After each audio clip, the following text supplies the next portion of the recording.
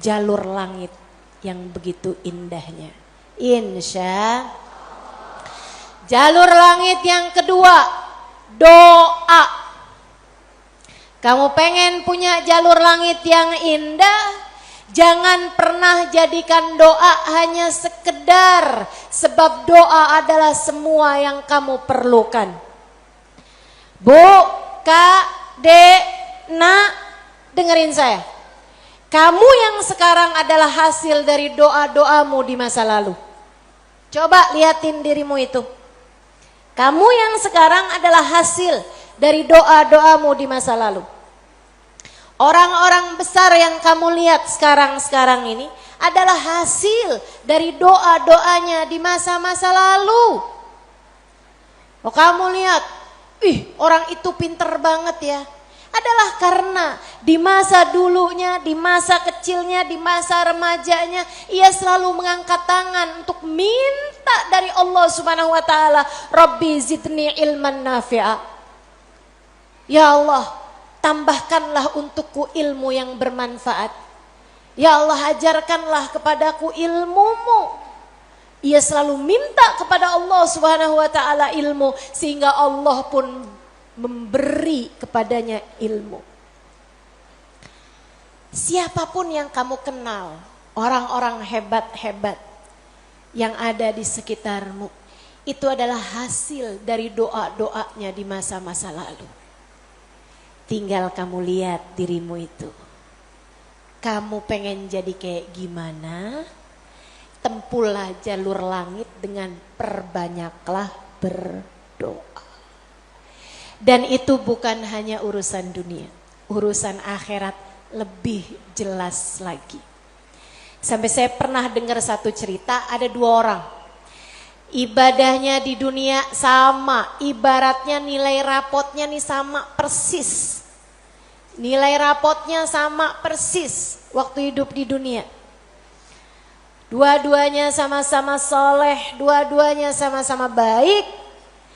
Akan tapi yang satu dimasukkan ke dalam surga yang bawah, yang satu dinaikkan ke surga Firdausul A'la yang paling tinggi. Yang dinaikkan di surga yang bawahnya, dia protes, ya Rob, dia nilainya sama loh sama saya. Kenapa kok dia dikasih surga yang paling atas sementara saya di surga yang bawahnya? Walaupun surga tuh biar kata di emperan enak. Tapi ya masa kamu mau minta surga yang emperan? Sehingga sekalian, hadir majelis aja di emperan gak enak, apalagi di surga. Dia tanya sama Allah, ya Allah, kenapa kami berdua nilainya sama, tapi dia dinaikkan di surga Firdaus yang paling tinggi sementara saya tidak?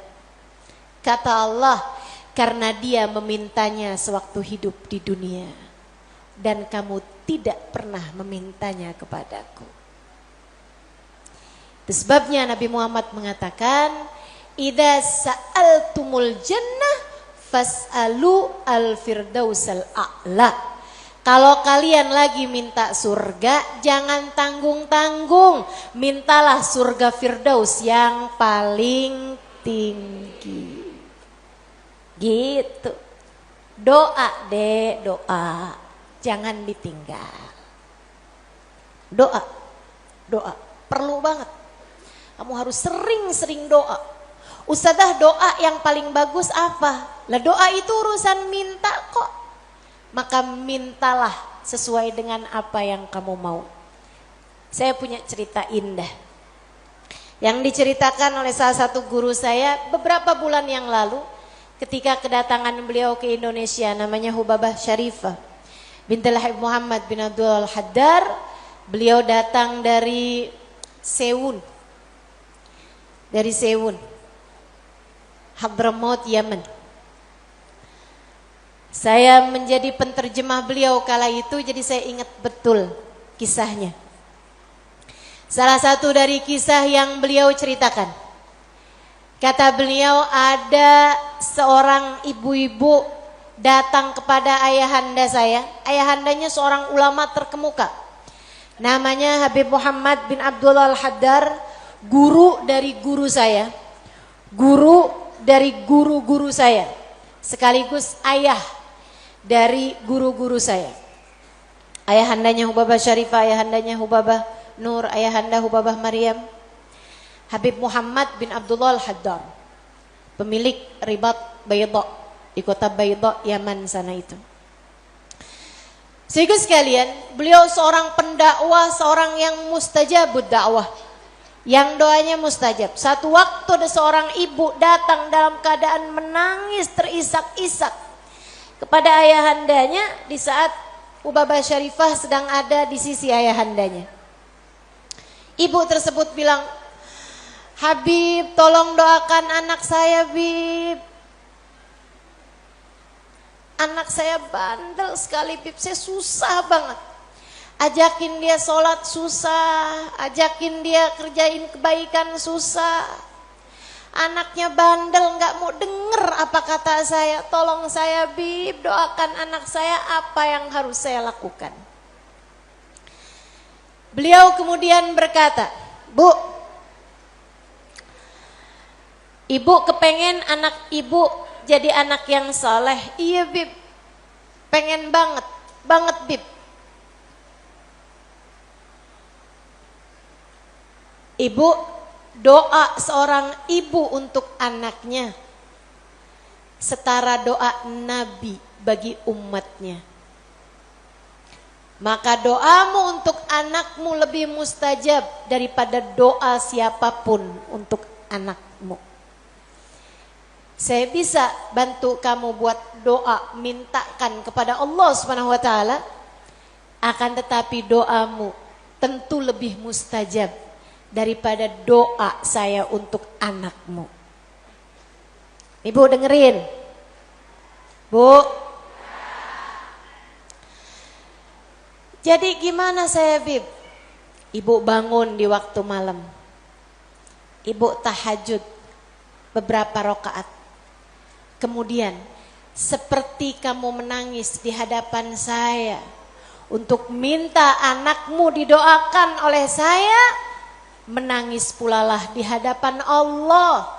Sampaikan kepada Allah apa yang kamu sampaikan kepadaku, atau apa yang ingin agar saya sampaikan kepada Allah tentang anakmu, sampaikan pula itu kepada Allah Subhanahu wa taala. Baik, Bib. Pulang, dikerjain. Nah, itu perempuan kalau solehah gitu tuh.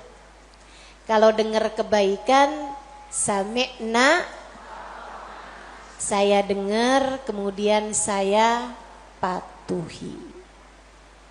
Ini yang dengar di sini juga insya Allah seperti itu. Apa yang didapat pada hari ini semoga dapat diamalkan. Yang pertama tadi jangan tinggal. Yang kedua tadi barusan ini perbanyak jalur langit. Dia pun mengerjakannya, bangun di waktu malam nangis, "Ya Allah, tolong liatin anak saya, kesianin anak saya ya Allah, solehkan dia ya Allah. Tolong pandang anak saya dengan pandangan kasih sayang-Mu ya Allah. Saya gak ngerti cara melakukannya ya Allah. Seperti mana Engkau telah menjadikan anak-anak dari hamba-hamba-Mu yang soleh, solehah.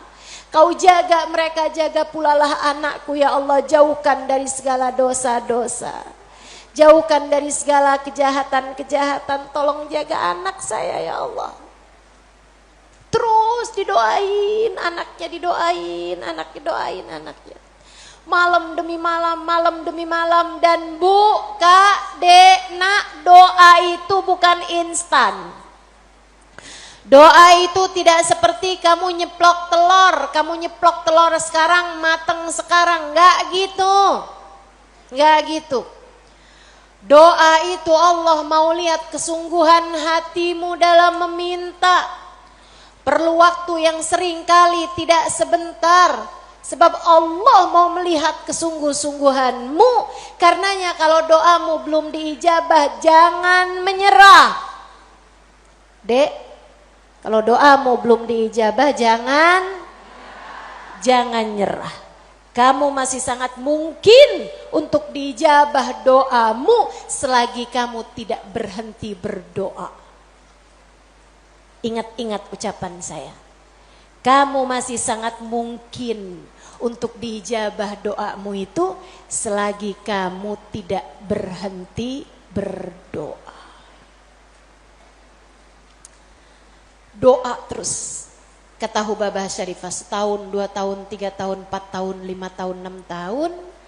Kemudian anak yang dulu pernah membuat ibunya menangis karena kenakalan anak tersebut, karena ketidaksolehan anak tersebut, sekarang telah menjadi seorang anak yang dapat membuat ibunya tersenyum bangga. Di usia-usia hampir 20-an tahun, anak tersebut menjadi anak paling soleh di kampungnya. Hafal Al-Quran 30 juz dengan 7 bacaannya, qiraatus sab'ah. Anak yang jauh dari kenakalan-kenakalan remaja, anak yang dekat dengan para ulama, anak yang mengetahui banyak ilmu agama, anak yang menjadi sangat soleh, idaman semua para orang-orang tua. Jangan nyerah, jangan nyerah. Jika kehidupan membuatmu tersungkur, itu adalah waktumu untuk membenamkan dirimu dalam sujud-sujud panjang kepasrahan. Kemudian kamu langitkan doa hingga Allah mengijabah doa-doamu itu. Saya ulangi. Jika badai kehidupan membuatmu jatuh tersungkur, itu adalah saat yang tepat untukmu membenamkan wajahmu dalam sujud-sujud kepasrahan. Kemudian kamu langitkan doa-doamu, berbisik di bumi, namun suaramu didengar hingga ke arsy. Saat itulah Allah akan mengijabah doamu itu. Jangan pernah berhenti berdoa. Jangan remehkan doa. Jangan remehkan doa. Saya, Dek, pernah muda juga kayak kamu. Ya masa lahir langsung gede gini. Sewaktu saya remaja, masuk umur 12 tahun, 13 tahun, sebelum balik bahkan saya udah berada di pondok pesantren. Jadi saya itu gak pernah ngalamin masa belum berjilbab sebelum balik. Maksudnya ketika balik tuh saya udah mulain berjilbab. Alhamdulillah, nikmat dari Allah SWT.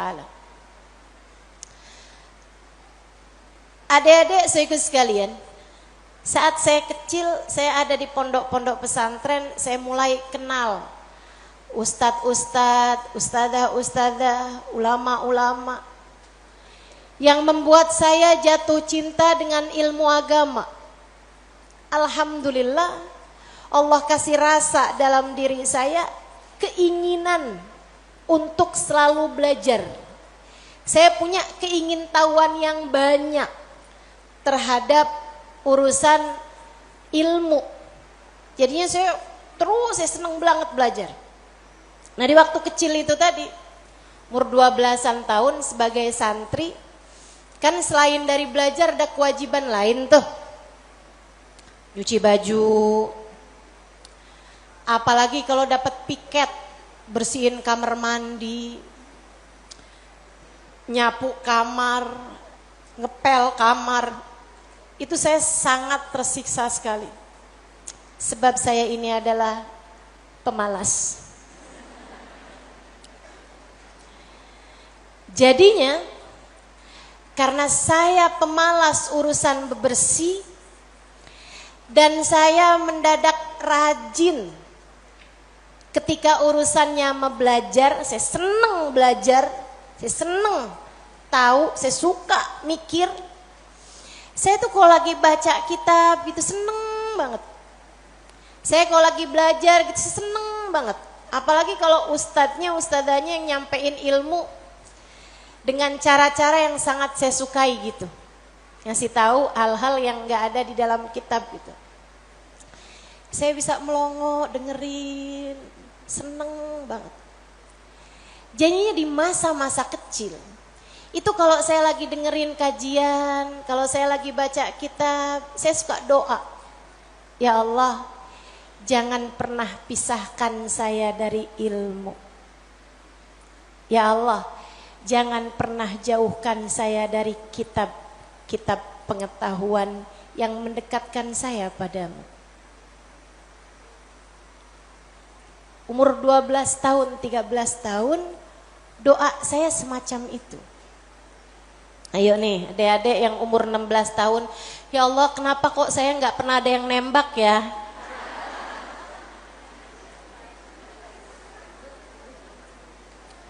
Kata Allah, ya karena aku sayang padamu. Karena aku berkehendak untuk menjagamu gitu. Ini malah dipertanyakan, saya kurang cakep apa ya? Kok nggak ada yang naksir sama saya gitu? Siapa kek tukang kebun? Satpam sekolah? Jangan ya dek, jangan. Kalau kakak kelas boleh ustazah, jangan juga. Jangan pacaran. Adik-adik sekaligus sekalian, sebaliknya ketika saya mulai, kalau saya lagi nyapu, saya lagi nyuci baju, apalagi kalau saya udah mulai harus nyikat kamar mandi, rasanya saya keberatan sekali. Saya sambilan nyikat kamar mandi sambil doa, ya Allah yang beginian saya nggak usah dikasih dong.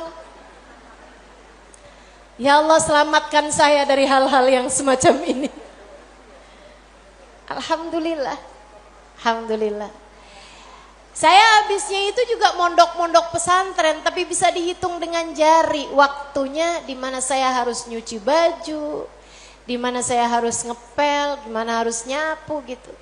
Kayak alhamdulillah, saya punya banyak orang-orang yang mau mengerjakannya buat saya. Alhamdulillah. Allah bakal kasih. Kata Allah Subhanahu wa taala, ud'uni astajib lakum, mintalah kepadaku niscaya akan aku ijabah. Minta, doa, jangan berhenti berdoa. Ayo adik-adik, kamu punya panjang masa depan insyaallah. Umurmu mudah-mudahan masih tersisa panjang insyaallah. Jangan sesali dengan di masa tua kamu enggak dikasih hal-hal besar dalam kehidupan karena kamu tidak pernah memintanya kepada Allah. Minta, ya Allah pandanglah aku dengan pandangan kasih sayang-Mu. Ya Allah, seperti mana Engkau menjaga hamba-hamba-Mu yang soleh-solehah, tolong jaga saya juga ya Allah. Dek, minta sama Allah. Saya serius berkata padamu, dengarkan saya. Saya menyampaikan nasihat sebagai orang tua kepadamu, Dek, kepadamu nak. Minta sama Allah, yang dekat sama Allah. Karena kalau kamu merasa, kok saya punya orang tua nggak terlalu sayang ya sama saya. Kamu tahu nggak? Kenapa dalam hidup kamu seringkali merasa bahwa orang tuamu nggak cukup sayang sama kamu, guru-gurumu sepertinya nggak sayang sama kamu, teman-temanmu kayaknya meninggalkan kamu. Kenapa Allah kasih rasa kayak begitu dalam hati kamu? Saya kasih tahu, saat Allah membuat hatimu patah dari berharap kepada manusia, itu adalah cara Allah untuk mengenalkan kasih sayangnya yang tak terbatas padamu. Dekatilah Allah. Orang lain mungkin merasa bosan denganmu, tapi Allah tidak. Allah tidak. Allah tidak akan bosan denganmu kecuali jika kamu yang bosan dengannya. Allah tak akan meninggalkanmu kecuali jika kamu yang meninggalkan Allah. Maka atas nama cinta saya sampaikan padamu, Dek, dengerin saya. Bu, dengerin saya. Atas nama cinta saya sampaikan padamu, jangan pernah tinggal Allah. Yang dekat sama Allah, mintalah terus kepada Allah. Mintalah terus kepada Allah. Minta pandangan kasih sayangnya tertuju padamu. Minta Rahman Rahimnya, rahmatnya Allah kasih kepadamu. Minta agar dalam keadaan apapun Allah tak pernah berhenti menyayangimu. Mintalah, mintalah. Permintaan yang tak akan pernah kamu sesali. Gak usah minta, ya Allah, jangan biarkan orang tua saya meninggalkan saya. Gak usah, gak usah. Kamu, Bu, jangan minta, ya Allah, jangan biarkan hati suami saya berpaling dari saya. Kamu mau minta juga terserah. Tapi yang saya sampaikan padamu adalah bahwa hal yang semacam itu bisa kamu syukuri, bisa pula kamu sesali. Akan tetapi kalau kamu tidak ditinggalkan oleh Allah, sampai kapanpun tidak akan pernah kamu sesali. Insya Allah. Jadi jalur langit yang harus kamu tempuh, yang pertama adalah, yang kedua adalah, yang ketiga adalah cinta kepada baginda Nabi besar Muhammad. Dan semua orang-orang yang menyampaikanmu kepada jalur langit, jangan putus hubungan dengan orang-orang soleh, dengan para ulama-ulama Allah Subhanahu wa ta'ala. Saya akan sampaikan 5 menit lagi, kemudian kita akan segera akhiri majelis ini. Saudaraku sekalian yang saya muliakan, yang pertama jangan tinggal sholat, yang kedua jangan tinggal doa. Jalur langit yang ketiga yang harus saya sampaikan padamu adalah milikilah guru yang dapat menyampaikanmu kepada Allah. Milikilah jalur langit yang dapat menyampaikanmu kepada Allah. Cintai orang-orang soleh di atasmu hingga mereka menyampaikanmu kepada Nabi Muhammad. Kemudian Nabi Muhammad menyampaikanmu kepada Allah. Beliaulah tali Allah Subhanahu wa ta'ala.